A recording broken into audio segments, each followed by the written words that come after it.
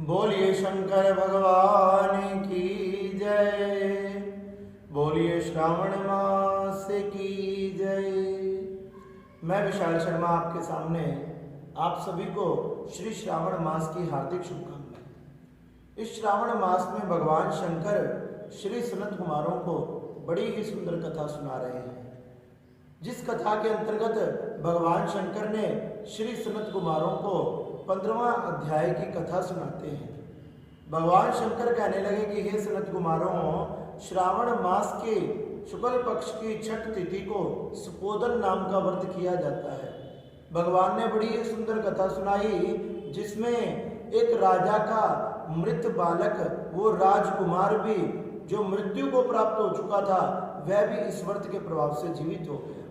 तो भगवान शंकर कहने लगे श्रावण मास के ये छठ तिथि को सुपोदन नाम का व्रत करना चाहिए। ये व्रत बड़ा ही चमत्कारी है।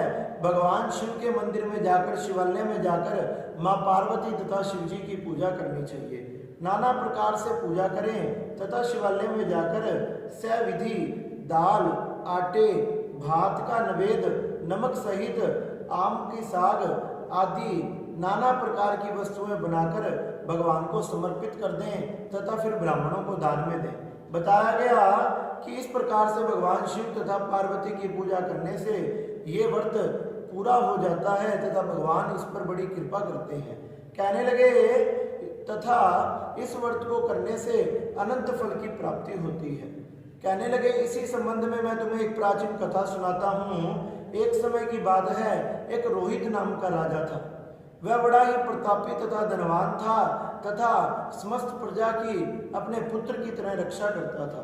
उसे राज्य करते हुए बहुत समय व्यतीत हो गया, लेकिन उसके लाख उपायों के द्वारा भी कभी उसके संतान नहीं हुई। राजा के सभी प्रकार के सुख थे, लेकिन पुत्र की प्राप्ति नहीं हुई। निसंतान राजा एक दिन बड़ा दुखी हुआ। राजा अपनी रानी से कहने लगा कि हम क्या करें क्या करें। फिर उन्होंने ब्रह्मा जी की तपस्या की। ब्रह्मा जी की तपस्या की तो ब्रह्मा जी प्रकट हो गए। ब्रह्मा जी कहने लगे राजन, तेरे भाग्य में पुत्र सुख नहीं है और तेरे भाग्य में पुत्र सुख नहीं है तो मैं तुम्हें पुत्र कैसे दे सकता हूँ। राजा ने बार बार उनके सामने प्रार्थना की तथा प्रार्थना करके कहने लगे हे ब्रह्म देवता, आप जीव आत्माओं को क्या प्रदान नहीं कर सकते, आप हम पर कृपा करें। ब्रह्मा जी उनकी वाणी से प्रसन्न हो गए तो कहने लगे कि हे राजन, मैं ज्यादा से ज्यादा तुम्हें एक अल्प आयु पुत्र प्रदान कर सकता हूँ, जिसकी आयु केवल 16 वर्ष की होगी। राजा सोचने लगा अरे हम निसंतान राजा तो नहीं कहलाएंगे। ब्रह्मा जी उनकी बातों से प्रसन्न हो गए तथा ब्रह्मा जी ने आशीर्वाद दिया। ब्रह्मा जी के आशीर्वाद से उनके यहाँ सुंदर पुत्र पैदा हुआ, जो बड़ा गुणवान था तथा विद्यावान था। राजा रोहित ने उसका जात कर्म संस्कार आदि करवाया तथा उसका नाम भगवान शिव की कृपा से शिवदत्त रखा। शिवदत्त धीरे धीरे बड़ा होने लगा तो उसकी उम्र बीतने लगी तथा उम्र बीतने लगी तो राजा सोचने लगा कि अगर मैंने इसका विवाह कर दिया और इसकी मृत्यु हो गई तो क्या होगा। राजा इस सोच में पड़ा रहा कि मैंने इसका विवाह करना चाहिए या ना करना चाहिए, इसको आगे राजा घोषित करना चाहिए या ना करना चाहिए। इसके साथ ही समय बीतता गया। समय बीतने के साथ साथ एक दिन उसकी मृत्यु हो गई। जब राजा की पुत्र की मृत्यु हो गई तो चारों तरफ बड़ा शोक फैल गया।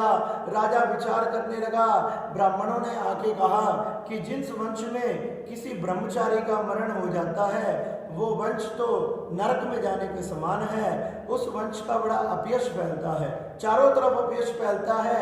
कोई भी अगर उस वंश में कुंवारा चला जाए इसका बहुत भयंकर दोष होता है। राजा, तुमने अपने पुत्र का विवाह नहीं किया और विवाह किए बिना ही ये मृत्यु को प्राप्त हो गया। तथा राजा कहने लगा हमारे वंश का क्षय ना हो, हमारी दुर्गति ना हो, ऐसा कोई उपाय बताइए। सनत कुमारों ने श्री शिव जी से कहा कि हे जगन्नाथ, क्या ऐसा कोई उपाय है, क्या ऐसा कुछ हो सकता है। तो भगवान शंकर कहने लगे ऐसे दोष की शांति के लिए सनत कुमारों से कहा कि मृतक को यदि स्नान कराकर ब्रह्मचारी आदि का अर्क विवाह किया जाए तो ये दोष खत्म हो जाता है। ब्रह्मचारी को गोत्र आदि लेकर, उसके कुल आदि का नाम लेकर ब्रह्मचारी की शांति के लिए तथा पूजा पाठ करनी चाहिए तथा देश काल को याद करते हुए अर्क विवाह का संकल्प करना चाहिए। कहने लगे कि किसी पीपल की शाखा से तथा किसी सोने की शाखा से शव को हल्दी तथा तेल का लेप करके सूत से बांधकर 2 पीले कपड़े द्वारा अग्नि स्थापन करके विवाह विधि करनी चाहिए तथा हवन आदि करना चाहिए। इस विधि से वो दोष शांत हो जाता है। कहने लगे इस प्रकार से यथाविधि पीपल के डाल से मृत को सब फिर जला दिया जाता है तथा मृत्यु की संभावना हो तो इसको 6 साल तक करें। इस व्रत को 6 साल तक करें। बताया गया 30 ब्रह्मचारियों को नए नए वस्त्र दान करें तथा उनके एक एक हाथ में कमंडल तथा भगवान के जनेऊ चंदन आदि दान करें। खड़ाऊ आदि का दान करें, छत्र का दान करें, आभूषणों का दान करें। ईश्वर ने सनत कुमारों से कहा कि हे विपिंद्र, राजा ने ब्राह्मणों की बताई हुई इस विधि से कार्य किया या नहीं किया। कहने लगे राजा सोचने लगा कि यह विधि से मैं कार्य करूंगा, फिर भी ये दोष खत्म हो या ना हो, कोई दूसरा उपाय क्या हो सकता है। राजन, कोई दूसरा उपाय तो यही हो सकता है कि इसका विवाह कर दिया जाए। लेकिन कहने लगे कि मेरे मरे हुए पुत्र के साथ विवाह कौन करेगा। तब उसने समस्त नगर में ढिंढोरा पिटवा दिया कि जो भी मेरे मरे हुए पुत्र के लिए अपनी पुत्री देगा तो मैं उसको बहुत सा सोना, चांदी, हीरे, जवाहरात दान करूंगा, यहाँ तक कि अपनी आधे राज्य की संपत्ति दान कर दूंगा। जब राजा ने यह घोषणा करवाई तो उस नगर में एक ब्राह्मण रहता था। वह ब्राह्मण किसी दूसरे देश में किसी काम से गया हुआ था। उस ब्राह्मण की जो पहली पत्नी थी उसके द्वारा एक कन्या ने जन्म लिया था, जो कि कन्या को जन्म देने के बाद मर चुकी थी। दूसरी जो सौतेली माँ थी वो उस बेटी से बड़ी चिढ़ती थी। उसके मन में विचार आया क्योंकि आज मौका है, क्यों ना मैं इस बेटी को राजा को दे दूं तथा बहुत सा धन ले लूं। उसके मन में लालच आ गया और उस समय में, इतने प्राचीन समय में, बहुत से हीरे, जवाहरात, सोने, चांदी की उसने मांग की। 1 लाख रुपयों की मांग की तथा इन सब की मांग करके उस बेटी को उसको दे दिया। राजा ने बेटी को लिया तथा ब्राह्मणों को बुलाया, विधि के साथ विवाह कार्य संपन्न किया। सारा विवाह कार्य संपन्न हुआ तो क्या किया, अब उसके पति को जलाने की तैयारी करने लगे। जब उसके पति को जलाने की तैयारी करने लगे तो वो पुत्री बोली कि आप ये सब क्या कर रहे हो। कहने लगे हे पुत्री, ये तेरा स्वामी है, ये तेरा पति है, तू इसकी पत्नी है तथा अब इसकी मृत्यु हो चुकी है, हम इसका अंतिम संस्कार करने वाले हैं। पुत्री ने कहा कि तुम मेरे पति को जलाने वाले कौन होते हो, मेरे पति नहीं मरे हैं, मेरे पति जीवित हैं। चारों तरफ सबके आंखों में अश्रुपात होने लगे कि छोटी सी बेटी ये क्या कह रही है। राजा ने लाख कोशिश की अपने पुत्र को जलाने की, लेकिन उस कन्या ने जलाने नहीं दिया। कहने लगी तुम ये सब यहीं छोड़ जाओ, मैं अपने पति के साथ अकेली रहूंगी। सबने सोचा बाल हट है, बालक का जिद कर रही है, 1-2 दिन में ठीक हो जाएगी। सबने क्या किया, सबने उस बालिका को उस शव के साथ छोड़ दिया। शव के साथ छोड़कर सब उस बालिका को अपने अपने घर में चले गए तथा बालिका उस शव के पास बैठी बैठी माँ पार्वती तथा शंकर को याद करने लगी। हे शंकर भगवान कृपा करो, हे पार्वती माँ कृपा करो। उस छोटी सी बालिका की करुण पुकार भगवान के कैलाश पर्वत तक चली गई। जब कैलाश पर्वत तक गई तो कहने लगे हे पार्वती, हे शंकर भगवान, ये छोटी सी बालिका आपको पुकार रही है, हमने इस पर कृपा करनी चाहिए, हम पर इस पर दया करनी चाहिए। शंकर भगवान और पार्वती उस बालिका के सामने प्रकट हो गए और शंकर भगवान और पार्वती को देखकर वह बालिका बड़ी प्रसन्न हो गई। चरणों में नमन किया, प्रणाम किया, कहने लगे हे भगवान मुझे आशीर्वाद प्रदान करो। हे पुत्री तुझे क्या चाहिए।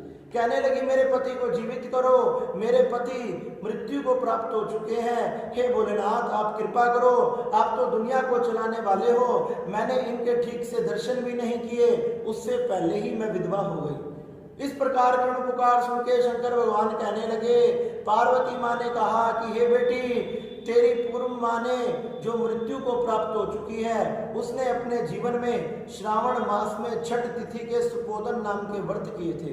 अगर तू हाथ में जल लेकर अपने माँ के द्वारा किए हुए उस व्रत का संकल्प करके अपने पति पर जल छिड़क दे, उसी समय तेरा पति जीवित हो जाएगा, क्योंकि उस व्रत में इतनी शक्ति है।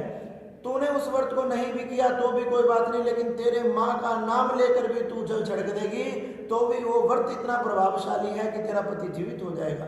ऐसा कहकर शंकर भगवान ने व्रत का उपदेश दिया तथा शंकर भगवान पार्वती उसको आशीर्वाद देकर अंतर ध्यान हो गए।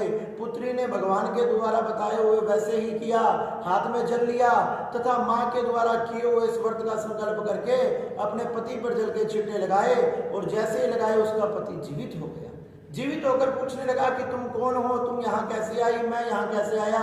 उसने सारी कथा सुनाई कि किस प्रकार आपकी मृत्यु हुई, आपका विवाह हुआ तथा भगवान ने कृपा करके आपको जीवित कर दिया। दोनों नदी के किनारे जाके स्नान करने लगे, वहां बैठे थे। इतने में नगर के लोगों ने देख लिया कि ये राजा का पुत्र जीवित है। राजा को जाकर बताया। राजा को जाकर जैसे ही बताया, राजा अपने महलों से सेना को लेकर दौड़ा तथा अपने पुत्र वधू की प्रशंसा करने लगा। अपने पुत्र को देखा, गले से लगाया और पुत्र वधू से पूछने लगा कि बेटा, तूने अपने जीवन में ऐसा कौन सा पुण्य किया है जिससे मेरा मृत पुत्र भी जीवित हो गया। आज इसको मरे हुए इतना समय हो गया और आज इतने समय बाद मैं इससे मिला हूँ। बेटी, तूने ऐसा कौन सा पुण्य किया। वह कहने लगी, हे पिताजी, हे राजन, मैंने ऐसा कोई भी पुण्य नहीं किया। ये तो मेरी माँ की पूजा का प्रभाव है। मेरी माँ ने श्रावण मास में छठ तिथि में सुपोधन नाम के व्रत किए थे। उसी का संकल्प लेकर भगवान शंकर तथा पार्वती का ध्यान करके मैंने इन पर जल छिड़का और ये जीवित हो गए। राजा भी ये व्रत सुनकर बड़ा प्रसन्न हुआ। अब तो सारी प्रजा ये सुपोधन नाम का व्रत करने लगी। ये सुपोधन नाम का व्रत इतना चमत्कारी है जो बड़े से बड़े संकट को टाल देता है, बड़े बड़े बीमारियों को, रोगों को टाल देता है। और तो और इस व्रत में इतनी सामर्थ्य है, किसी मरने वाले व्यक्ति के लिए यह व्रत धारण किया जाए तो भगवान शंकर तथा पार्वती इतनी कृपा करते हैं कि उसका सारा भयंकर रोग दूर हो जाता है और उसकी आयु और बढ़ जाती है। शिवदत्त अपनी पत्नी के साथ राज करने लगा तथा भगवान की महिमा गाने लगा तथा भगवान के पूजा पाठ में लीन हो गया। इसलिए हे सनत कुमारो, ये श्रावण मास का छठ तिथि का सुपोधन नाम का व्रत बड़ा शक्तिशाली है, बड़ा चमत्कारी है। इस व्रत को अवश्य करना चाहिए। सनत कुमार इस व्रत को सुनकर बड़े ही प्रसन्न हुए कि हे भोलेनाथ, ऐसा व्रत जो मरे हुए व्यक्ति को भी जीवित कर देता है, ये व्रत तो बड़ा शक्तिशाली तथा चमत्कारी है। ऐसा कहकर वो भगवान शंकर के चरणों में जय जयकार करने लगे। और आप सब भी मिलकर बोलो, शंकर भगवान की जय। नमः पार्वती नमः। हर हर महादेव।